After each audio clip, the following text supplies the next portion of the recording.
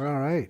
Welcome to Halitics. On Wednesday, hump day, it is just before 11 a.m. So I'm actually very, very, very slightly early. Can you believe it?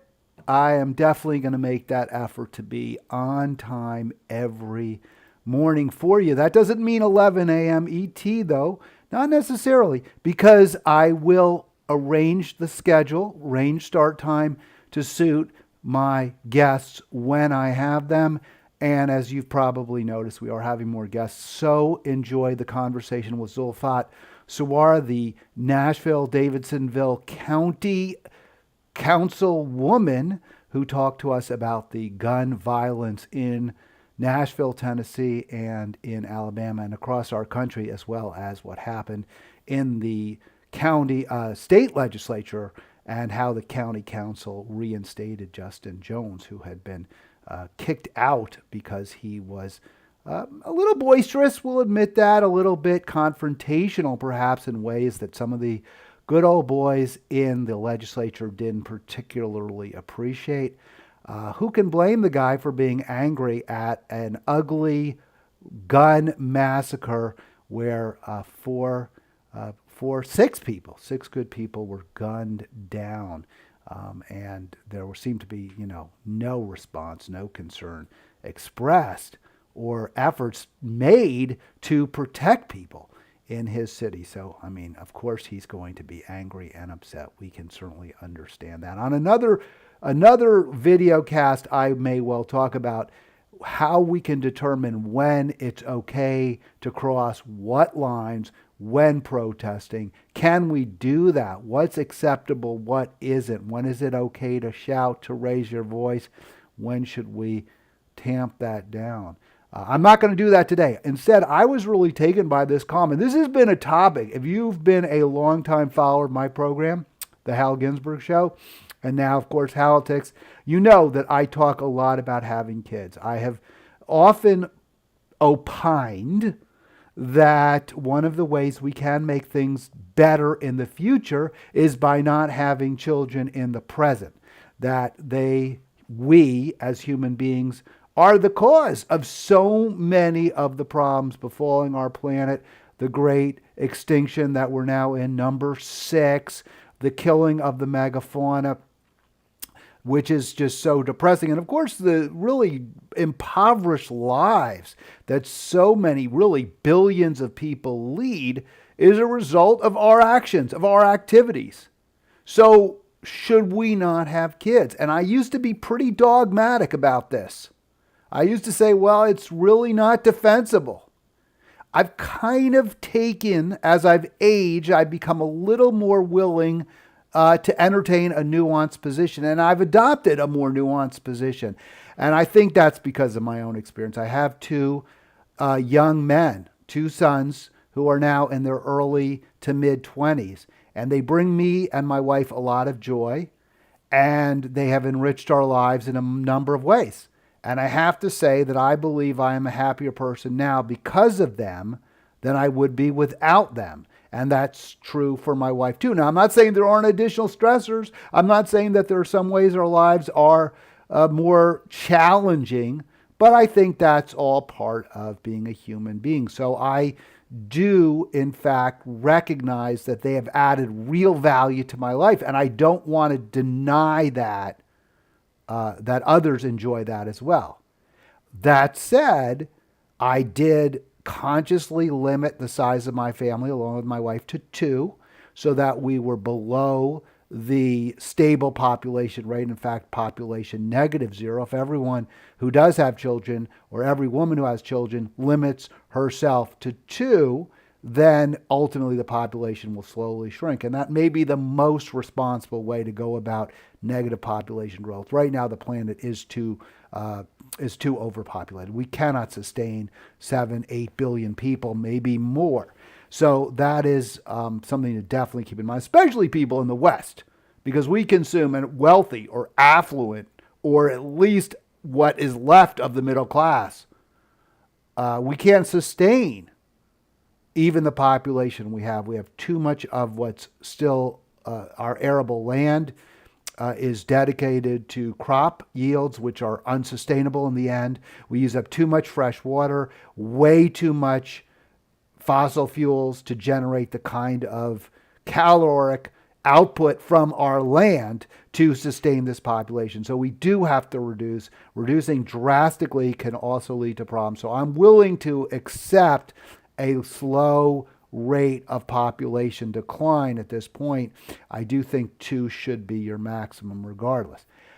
This article by Peggy O'Donnell Hevington, I did want to invite her. I did, in fact, invite her. I didn't want to. I actually invited her to join me today.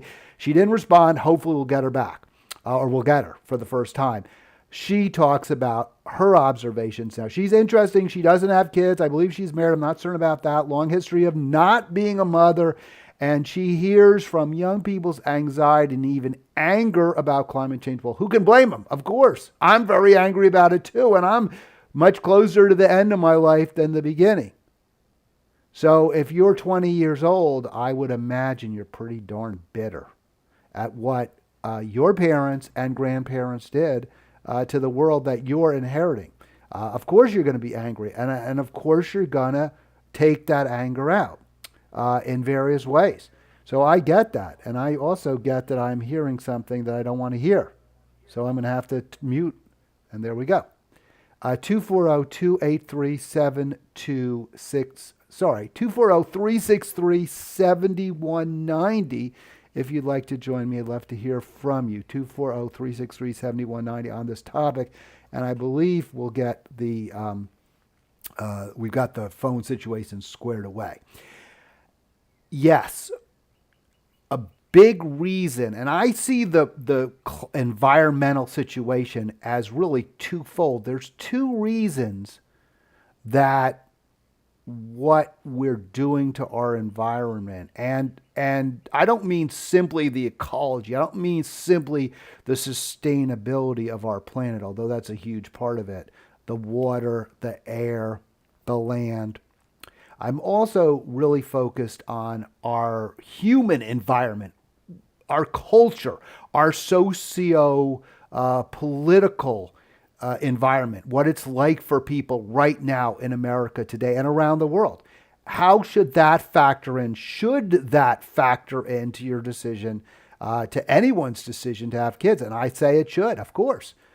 We don't want to bring children into a fraught, dangerous, insecure environment where they will almost certainly be very unhappy, or their happiness will be capped, limited. Now, if you're very wealthy, you can pretty much shield, you can cushion your children and yourself from the worst impacts of the climate crisis and of the environmental, the cultural environment. You can do that, right? Our rich kids are safer on the streets than poorer kids. Rich kids are going to be more likely, much more likely to get a decent, interesting job.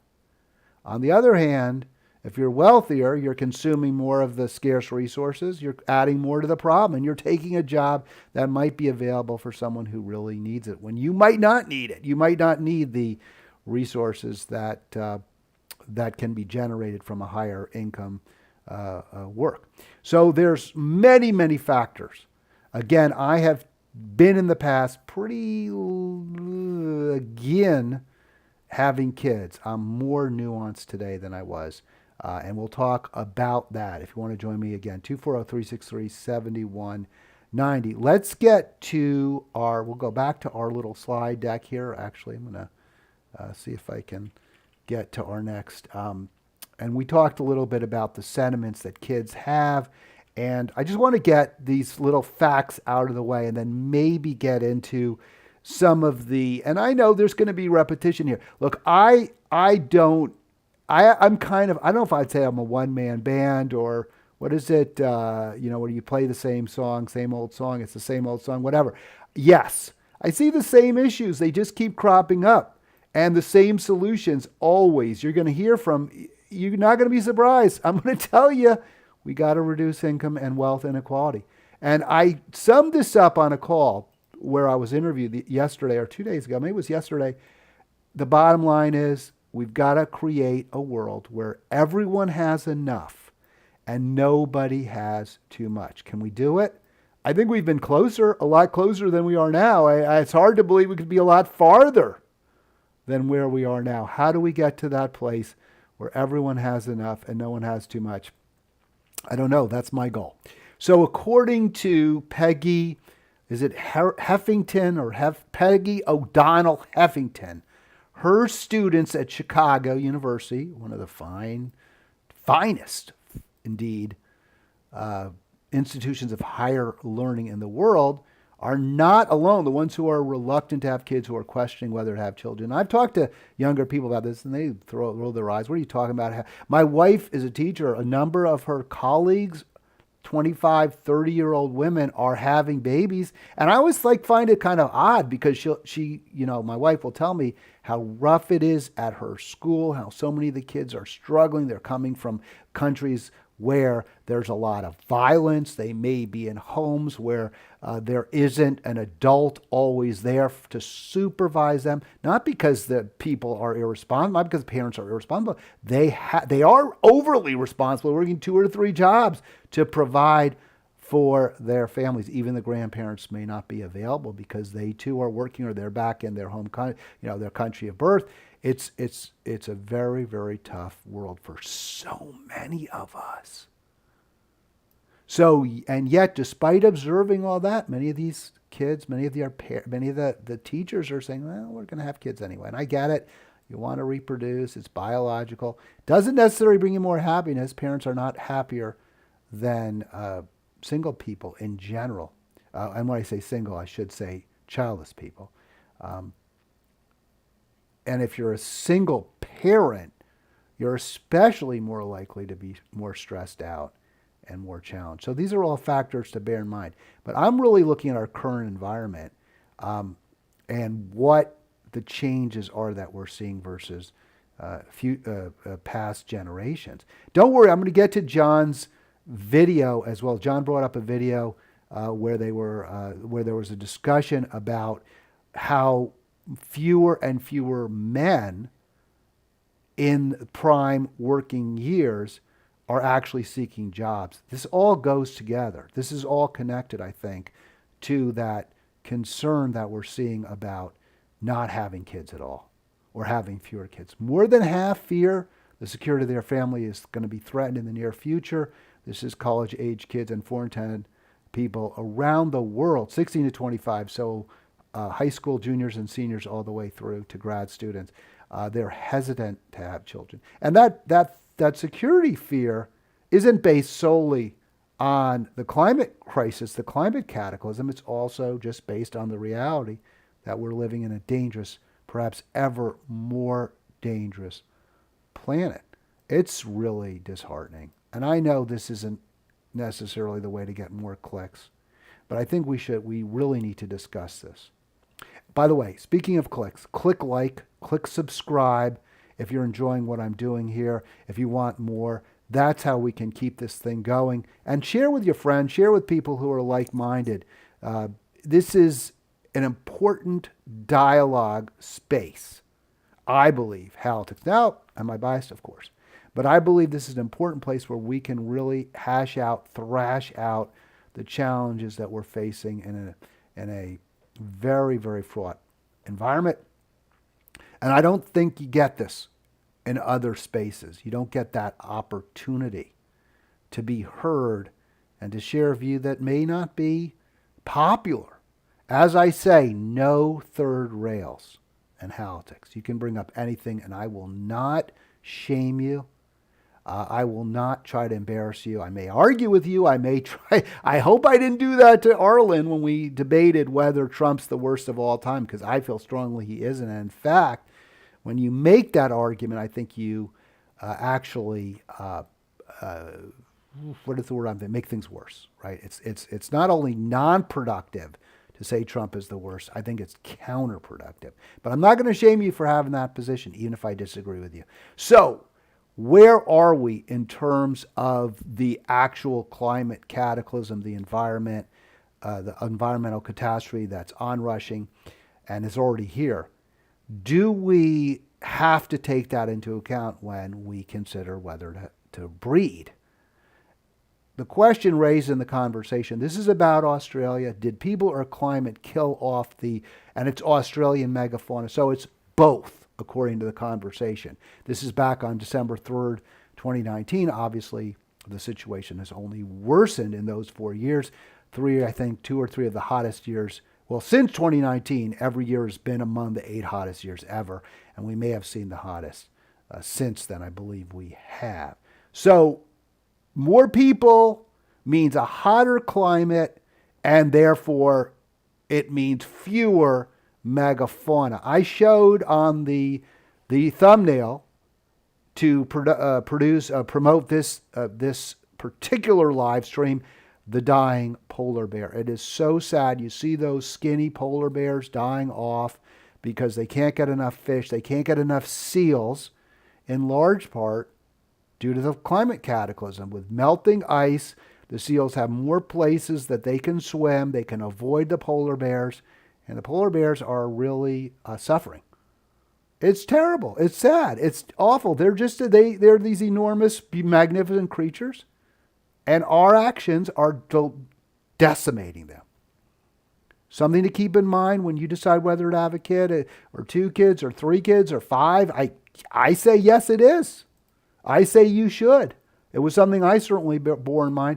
Now, the environment, and I'm seeing that flashing, sorry folks, it may be that I tried to improve just a little too much the quality of my appearances here. I'm going to see if I can do something about that. I'm also going to, let's see, did I not plug? I did plug in. I guess this thing just shuts down. All right, so we're going to see if we can get that. I'm going to reduce the quality. I'm not sure if I can do it on this stream. It's not terrible, but I am seeing that sharpening. I may just reduce that quality just a little bit, the sharpness, and hopefully you'll see I may not be quite as, you may not see the pores like you could, but maybe you won't see the flashing either. Again, work in progress. This is the soft launch writ large. I wanted to play this video for you. This was something that John brought to my attention, and I wanted you to see it. This goes again, all the factors we have to bear in mind when we decide whether to have, I believe that's really important, whether to have kids. And I wanted to play this for you. I'm going to see if I can. But we're going to begin this hour with a not so bravo topic. We're talking about jobs and a major hiring crisis. It's a problem really bigger and older than the great resignation you've heard so much about. It's a problem you're not going to find in the unemployment rate, which is, of course, at near record lows. And it's because a large number of American men in particular, men in their prime working years, are actually not working, and they're not even looking for work. The result is a bit of a mystery and also a major hole in the American economy. All right, I'm going to say, first of all, I don't think it's much of a mystery. And second of all, I just got to look at this guy's face. I'm going to just go back to it if I can here. And, I mean, does he really give a crap? And I mean, I probably should use the S word. Does he really give a crap? I don't think so. I saw this in another video where, who was it? Jen Psaki is interviewing Bernie, and we'll get to that. We'll play that in another show. She couldn't give a shit, right? He's talking about unemployment. He's talking about poverty. He's talking about corruption in government. She couldn't give a crap. I mean, this is someone who came out of the Biden administration, and she's clearly indifferent to the ravages of neoliberalism in our world. That's something else, by the way, that causes people to be depressed. I want to yes, because if you recognize, it's not even you feel, you recognize that you don't have allies in media, your view, your concerns are not reflected in the people you see on TV or the reporters who write the articles that you read in your newspaper, you're going to feel depressed. You're going to feel alone. You're going to feel sad. So if your media guy looks like this, when he's talking about people who have just basically given up and said, I'm not even going to look for a job anymore, well, It ain't going to make you wake up to a bowl of Rice Krispies and a big smile on your face. Is a bit of a mystery and also a major hole in the American economy. My name's Mike Rowe, and this is my job. All right, so this guy's shoveling out, like, I don't know what that stuff is. It's disgusting. And he's going to tell us about why people don't want to work. It's like not that they can't find good jobs or meaningful jobs or remunerative jobs or jobs that make them feel good about themselves. They just say, oh, we'll give it up. We don't care. We don't want to work. We're lazy. All the jobs he's done over the past 20 years. Now get ready to get dirty. And Mike Rowe has done them all as the host of Dirty Jobs on Discovery. From machines to dump. Well, now it's dirty jobs, isn't it? The And I just want to say, it is so different when you're the host of a TV show. Why do you think I do this? I like it. This is fun. I get to talk to you. I get to play around with computers. It's a hell of a lot better, than slinging hash for below minimum wage, getting yelled at by an obnoxious boss who themselves might well be underpaid, or even worse, mucking around. I mean, who can say, gee, that's what I want to do for the rest of my life?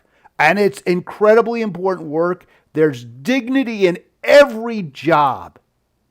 But if you're mistreated, if it's dangerous, if it's unpleasant, you're going to be thinking, is this something that I want to keep doing if I don't have a future, if I'm not getting paid well? And people have done these jobs for millennia. And many times they've done them because they've been forced to. They've been either forced actually physically, or they've been required to do it because there's an economic pressure on them, just like people join the military. It's not necessarily something they're going to want to do, especially as a grunt, especially as a private. It's dangerous. The pay isn't very good, but hey, there is even a future in the military. I don't know if there's much future in mucking out some of, a septic tank. I think there used to be more, and we're going to get to why again. But let me just play a little more of this guy who's really grating on me already, because he's got an incredibly great gig. It's one thing, again, you're shoveling manure when you're doing it because you're getting a pretty nice salary. You own your own production company. You're getting well paid, and you can leave at any time. He's never claimed to be an economist. Thank you. But while taping the series during the Great Recession of 2008, he did notice something important. All anybody was talking about was the number of people who were out of work. But on Dirty Jobs, even then, everywhere we went, we saw help wanted signs. It turns out dozens of real-life economists and other researchers have a possible explanation: a long-term decline in male labor force participation. Or as one think tank summarized it, men not at work. This is a men problem by and large, right? Seems to be. Look back to the 1950s, and 98% of men in their so-called prime working years had a job or were looking for one. That number has fallen ever since, to the point where today more than 7 million men have essentially dropped out of the workforce. We've given a lot of people a lot of options. And incredibly, one of those options is do nothing. All right, so I'm going to stop it there, because that just totally was where this guy just totally irritated me beyond anything. In the 50s, we had a tighter safety net. In the 50s, if you didn't work, you had more options available to you to live a decent life. For one thing, education was incredibly inexpensive. If you were on the GI Bill, you could get a degree for a couple $100 or less. You could get a loan. You were not going to be in debt. You were not going to be in servitude for the rest of your life. If you did that, you could more easily generally live at home because your family, your parents weren't paying 50%, 60% of income to to pay to live in that home. Jobs were actually more plentiful. So what this guy's saying is basically reflecting the employer view of the world, which is, okay, if you want people to work, if we want to have a vibrant economy, we have to cut people off at the knees, not give them anything. Give them a choice between starvation, homelessness, impoverishment, deep poverty, or the alternative they might be able to, embrace under those circumstances is working a dead-end job for pennies. That's what the media wants you to consider are the two alternatives. And I'll tell you, if those are your two alternatives, I don't, you're going to be depressed. You're going to be miserable. You're going to say, F it. But right now we do have I don't even know where to go with that. It's not like the people who aren't working have it great. They're barely making it. They're barely surviving. If you want to get out of where we are now in this situation, pay workers. If you're an employer, if you have power, if you have economic power, pay workers better. And even more importantly than that, fight to have a government that takes into account, that gives credence to, that is responsive to the needs of poor, struggling, and working people. And then we can have an economy that, by the way, works for all of us, where there is unemployment, real unemployment, 3.5%, 4%. I don't have that slide here. I was doing some work earlier, but I missed this one. But I did go back and look at labor union participation rates. In 1955, when we had, and there was that nice video of all those men working hard in a factory, the participation in unions, the actual penetration rate is what the term they use, was about 35%. That was the height. The mid-50s was the height of the union penetration rate. Over 1/3 of American workers were in unions. And that was the exact time, we just heard from Mike Rowe, the guy who owns his own production company and has this great job where he makes a lot of money, gets to talk and be on video. We just heard from him that was the time when we had people who really wanted to work. Well, I guess maybe if you have real say in your working conditions because you're represented, because you're organized, maybe if you have real legitimate expectations that your salary is going to rise as you become more familiar with your work, as you have a longer and longer seniority, as your pension, you have an actual defined benefit pension plan. Gee, maybe if those are your working conditions, if your boss yells at you or worse, mistreats you physically, then you have recourse. There's bargaining. There's an arbitrator who's set aside to help mediate disputes between labor and management. Gee, maybe under those circumstances, you want to stay at your job. You're not going to be looking for an exit strategy at every moment. Maybe if your boss isn't, or you're the owner of the company for which you work, or the CEO isn't 8 layers away from you in another country, maybe you feel like you have a little more influence over the direction of your company. And maybe if they're not making 500 times what you're making, you're not as bitter. You're not as resentful. I mean, those are all just things you might want to take into account when you're making some bold statement about how people just now have an opportunity not to work where they didn't have in the past. Now, does this all go to the environment? Of course. Does this all go to it goes to the environment that we live in. It goes to our cultural, political, and work environment. And I think that the way we have degraded our working conditions for so many Americans and taken away any real agency they might have goes very similarly, is very congruent with what we've done to the physical environment, to the land, the water, the air. They all go together. And of course, for that reason, there's no question, there's no surprise that people are depressed.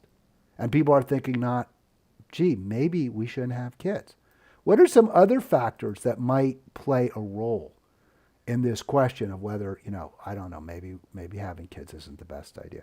And I think we talked about this yesterday and on Friday. Yesterday with Councilwoman Z from Nashville, and on Friday with Jackie Rowe Adams.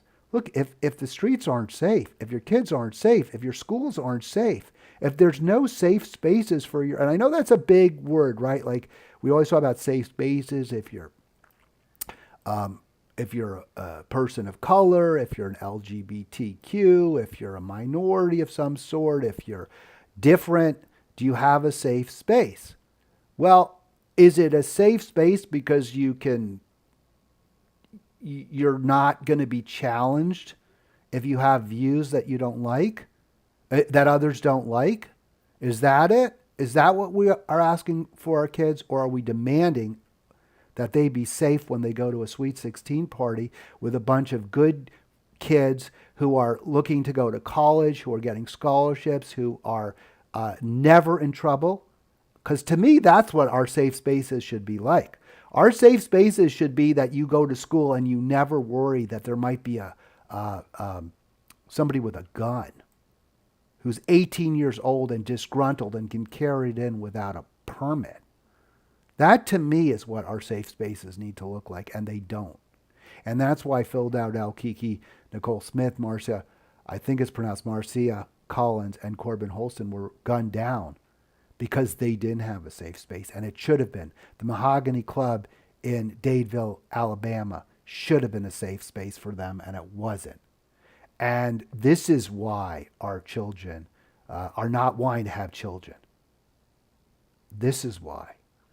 This is why. And this is something we've got, folks, it's just so, I mean, I don't want to, I can just cry and I can moan and I can beef about it, and nothing happens. And nobody gives a crap. But there are solutions. We can figure out ways to at least embrace what was good in the 50s. Sure, there were lots of bad things about it, just like in every era. And yes, we were just the dawning of the civil rights movement. But that's no coincidence. The civil rights movement actually grew out of a time in America, the only time in America when I believe working people really were afforded some measure of economic justice. If we want to get a handle on this kind of violence around our nation, just as we did to a degree, and the work is not done, get a handle on racism and the incredibly unfair inequities between white and black people in America in the 50s, just as and before then, just as we began to grapple with that problem in an effective way in the 50s and made real strides forward in the 60s, I believe we can start moving forward rather than backwards when it comes to gun violence, when it comes to the environment. But it has to be in an environment where people feel economically secure, where they are not exploited, where they are not treated like disposable parts, the way Mike Rowe in that CBS video reported and seemed to embrace. Well, we got to treat them worse. We got to treat working people worse. We got to give them fewer alternatives rather than more. That is a recipe, without question, for more unhappiness, for more violence, for an even worse environment. Because if people are exploited at work, if people are mistreated, if people are treated like disposable parts, well, then they're going to treat the environment, whatever they can get their hands on, they're going to do the same exact thing. So that is the answer. That is the answer to both the climate cataclysm and the depression that is leading so many people to forego having children. And reasonably so, by the way, rightfully so, understandably so. You know, you don't want to bring people, kids, new people, if someone you love, that you care about, into a Holocaust. You don't want to bring them into a world with a few haves and billions of have-nots. If you're one of the haves, I guess you do. But in the end, is that really a world you want for your kids? Do you want to know that they're part of the problem because they're consuming so much and taking so much, and there's so much little less for everyone else? I don't know. That's not the world I want for my kids. And you can even see this, and I showed these slides yesterday, but look at the health crisis. Men's health gets worse. We just saw that. They're not working. They're not. They're withdrawing from the workforce. Men's health is worse. Teen girls in crisis. And also, of course, when I show this for African American men, but also African American women, it's just we are in a terrible place right now. We're not able to work together in so many ways. We're pitting each other against each other, and that is not working. Works for a few, works for the people who own the Washington Post, works for the people who, own the corporations that want to hire people at the lowest possible wage and dispose of them the moment they're not generating very big profits. That's not what's good for us. That's not good for America. That's not good for American health. That's not good for the world. All right. I'll be back tomorrow. Do not forget, click like, click subscribe. We're going to be talking to a professor from Kenyon College. It's a beautiful, bucolic school in the middle of Ohio and Gambia, where they're beset with a crisis involving student workers and a board of trustees that does not care one whit for the students or the workers. We're going to talk tomorrow to a professor emeritus at that school, Edward Shortman. I'm looking forward to it. 11 o'clock. Join me then, Eastern Time.